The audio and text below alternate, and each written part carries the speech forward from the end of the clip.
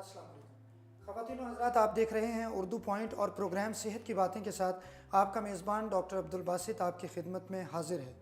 नाज़रीन, उर्दू पॉइंट पे आप रमज़ानुल मुबारक की बाबरकत सातों की खसूसी नशरियात देख रहे हैं और आज हम अपने प्रोग्राम सेहत की बातें में डिस्कस करेंगे कि शुगर और ब्लड प्रेशर के मरीज़ रोज़ा कैसे रख सकते हैं और रोज़ा किस तरह शुगर और ब्लड प्रेशर के मरीज़ों को मुतासर कर सकता है या उन पे क्या असरात मुरतब होते हैं। हमारे साथ आज शरीक गुफ्तगू हैं professor of medicine, dean of medicine, professor doctor Mahmood Nasir Malik. आप प्रोफेसर ऑफ मेडिसिन हैं अल अलीम मेडिकल कॉलेज गुलाब देवी अस्पताल लाहौर में। अस्सलाम वालेकुम sir, thank you so much for joining us. Professor, सबसे पहले तो हमारे नाज़रीन को बताएं कि शुगर आखिर किस तरह मुतासर करता है मरीज़ को और रोज़ा सिर्फ शुगर के मरीज़ की सेहत पे क्या असरात मुरतब करता है। पहला तो ये कि एहतराम रमज़ान में बहुत सारे लोग जो शुगर के शदीद मरीज़ होते हैं वो भी रोज़ा रखना चाहते हैं। तो बुनियादी तौर पे तो उस तरफ ही इशारा है कि कुरान पाक की आयत भी है कि जो मरीज़ हैं और मुसाफिर हैं वो रोज़ा ना रखें। लेकिन बहुत सारे लोग इसके बावजूद, चूँकि एहतराम होता है मज़हब का और होना भी चाहिए, तो वो रोज़ा लाजमी तौर पर रखना चाहते हैं। तो उनके लिए ये गुजारिश है कि रोज़ा हम जिगर के बल पे रखते हैं। जो हमारा जिगर है वो ग्लूकोज़ को स्टोर करता है ग्लाइकोजन की सूरत में, और जब हम रोज़े की हालत में होते हैं तो यही ग्लाइकोजन फिर ग्लूकोज़ में तब्दील होकर खून के अंदर आती है। तो इस तरह एक जो अमल शुरू होता है, उससे ज़्यादा जब हम फास्टिंग हालत में होते हैं या रोज़े की हालत में होते हैं तो फिर हमें जो खुराक है वो मसल से आती है, फ़ैट से आती है। तो वो फ़ैट पिघलनी शुरू होती है और उससे भी आती है, और यही उसके वो मुस्बत असरात भी हैं जो बॉडी के ऊपर ज़ाहिर होते हैं ताकि एक रोज़े के दौरान, क्योंकि एक पूरा अमल है जिसमें पुरानी जो चीज़ें जमा शुदा हैं वो बाहर आती हैं, इस्तेमाल में आती हैं। इसी तरह जो आपकी चर्बी है वो पिघलती है और वो सारा एक सर्कल बनता है जिसके साथ सेहत बेहतर भी होती है उन लोगों की जो पहले से सेहतमंद होते हैं। तो रोज़ा ज़्यादा ज़रूरत से ज़्यादा सेहतमंद हो जाता है। शुगर के मरीज़ को आखिर किस तरह मुतासर करता है। बाकी बीमारियां तो इतनी ज़्यादा नहीं होती, शुगर ही आखिर क्यों। नहीं, सबको ही मुतासर करेगा। पहली बात तो यह है कि इसीलिए अल्लाह ने माफ़ी दी ना कि वो कुछ ना कुछ तो करेगा ना। शुगर का मरीज़ इस तरह कि जब शुगर बढ़ती है खून में तो एक काम तो ये होता है कि शुगर पेशाब में निकलना शुरू होती है। जब वो पेशाब में निकलती है तो साथ अपने पानी लेके जाती है, इसीलिए लोगों को पेशाब ज़्यादा आता है।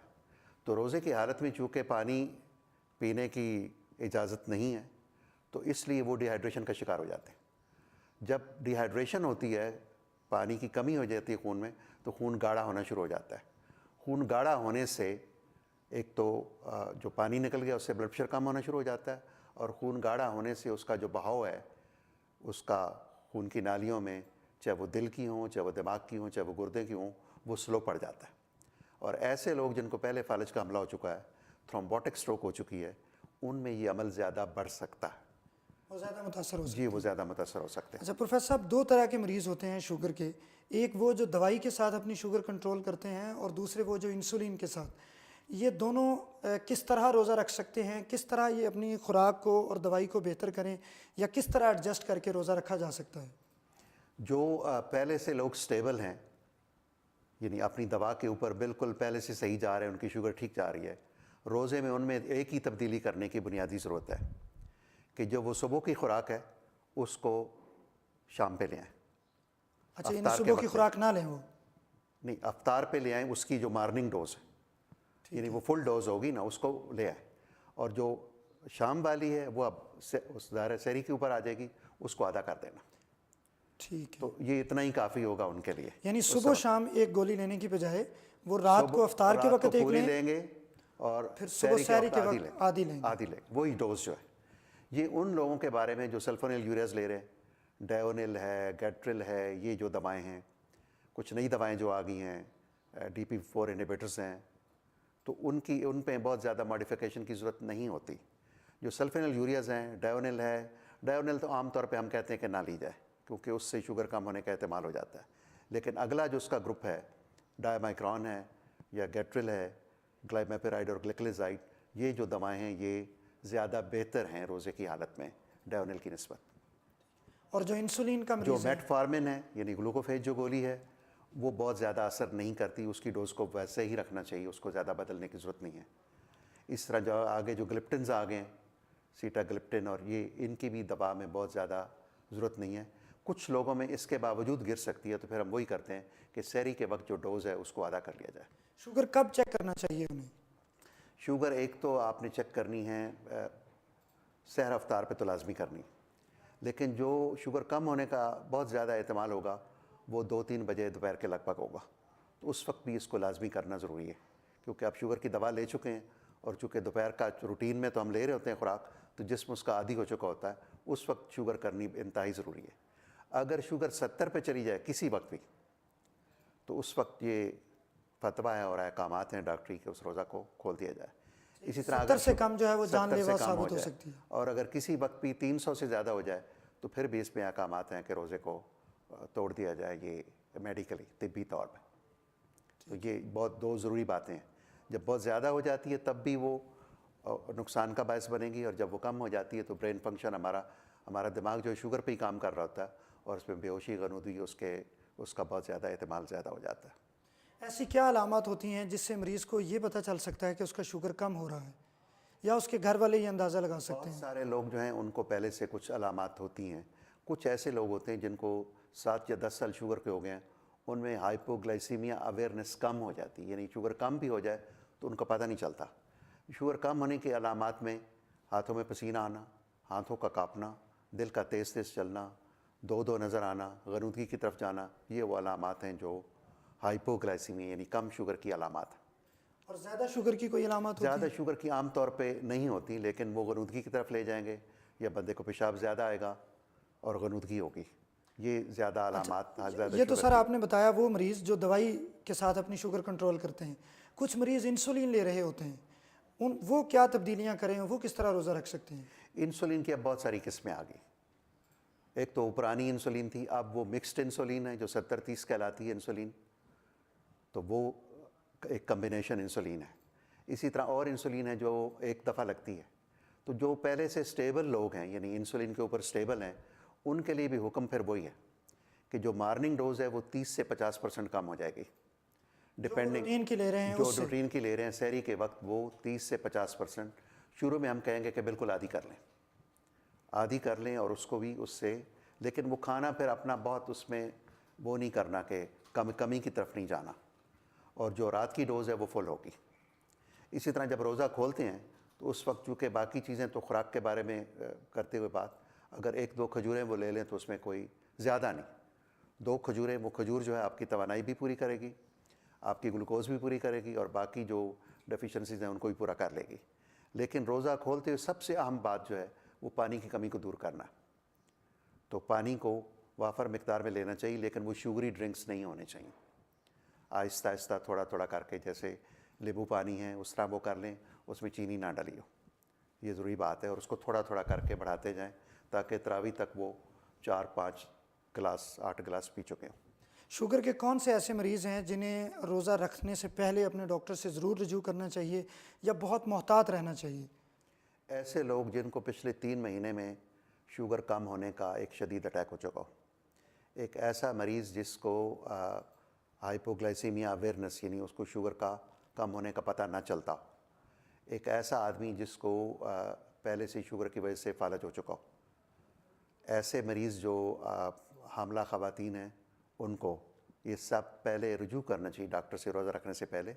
और आम तौर पे हम ये करते हैं कि हफ़्ता पहले बुला के एक रन इन पीरियड है, और उसमें बाज़ वक़्त हम कहते हैं कि एक आध रोज़ा पहले रख के देख भी लें रमज़ान से पहले, ताकि हम उसमें उनकी दवाओं को जो एडजस्टमेंट करनी है उसको कर लें।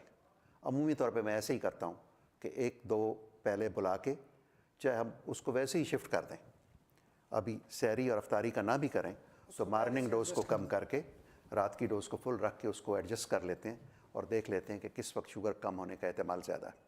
प्रोफेसर साहब, कौन सी खुराक सहर व अफ्तार में वो इस्तेमाल करें जिससे वो सेहतमंद रह सकते हैं और शुगर उनका जो है वो ज़्यादा मुतासर नहीं होता? कुछ लोग जिस तरह आदत होती है पराठा खाने की तो वो खा ले, कोई ऐसी बात नहीं, बहुत ज़्यादा वो तला हुआ ना हो। शुगर के मरीज़ भी खा सकते शुगर हैं? के मरीज़ भी खा लें, ऐसी कोई बात नहीं। तो एक रोटी सुबह के वक्त, एक अंडा, अगर कोई टोस्ट लेना चाहे तो वो भी ले सकता है, ऐसी कोई बात नहीं है, और साथ कोई सब्ज़ी वाला कोई सालन, एक आध बोटी भी ले लें तो बोटी शुगर को नहीं बढ़ाएगी, उसमें कोई ऐसा मामला नहीं है, और रात को भी ही है।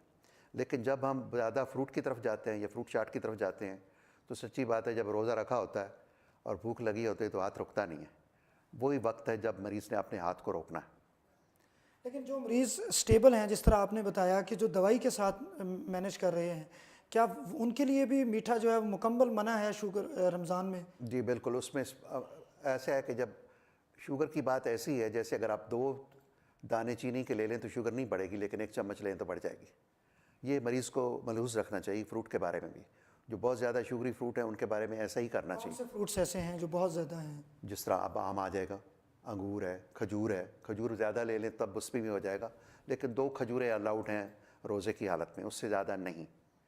तरबूज है जैसे, ये बहुत ज़्यादा बढ़ा सकते हैं अगर ज़्यादा मिकदार में ले लिए जाएँ। अगर तरबूज खरबूज चखने की हद तक है, एक आध उसकी आप काश ले लेते हैं तो उससे इतना बड़ा मसला नहीं होता। और कौन से ऐसे हैं जो कम हैं जिनको वो ले जिनमें सकते कम हैं? है, जिस तरह उसमें अमरूद है, आड़ू है, चकोतरा है, कच्चा केला है। जो भी केला अभी बहुत पका नहीं होता, जितना केला पकता जाता है उतनी उसमें शुगर बढ़ती चली जाती है। नाशपाती है, एक आध खुबानी है, एक आध लोकाट है, ज़्यादा नहीं। होता यह है कि जिसको हम अलाउ करते हैं ना, वो समझता है इसकी तो इजाज़त दे दी, अब इस पे हम डॉक्टर साहब ने अपना हाथ इजाज़त साफ दे कर दी तो अब सकते हम हैं। खा सकते हैं। ये अच्छा प्रॉब्लम प्रोफेसर ये आती साहब, ये तो आपने हमें बताया कि शुगर के मरीज़ कैसे मैनेज करते हैं और किस तरह वो रोज़ा रख सकते हैं। क्या रोज़ा ब्लड प्रेशर के मरीज़ को भी मुतासर करता है?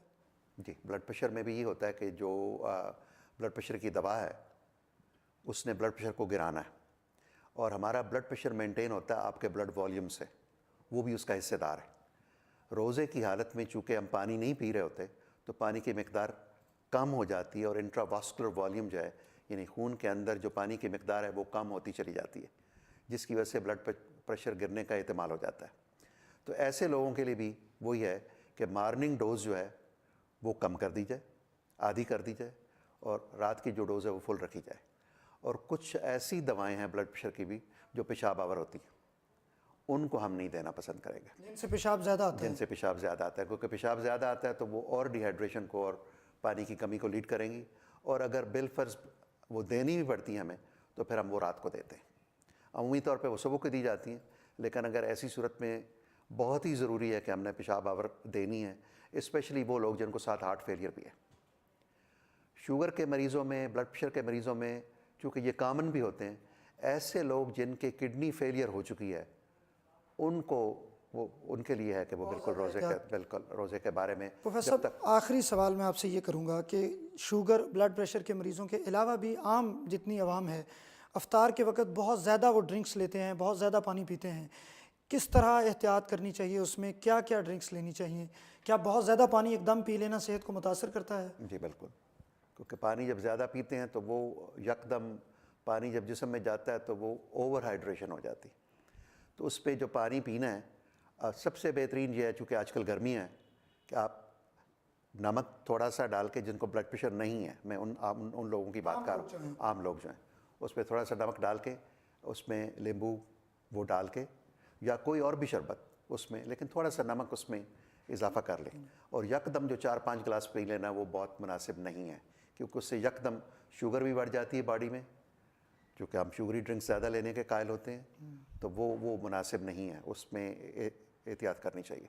थोड़ा थोड़ा करके घंटे 2 घंटे में आप 4-5 गिलास पी लें तो वो सबसे मुनासिब है। बहुत शुक्रिया।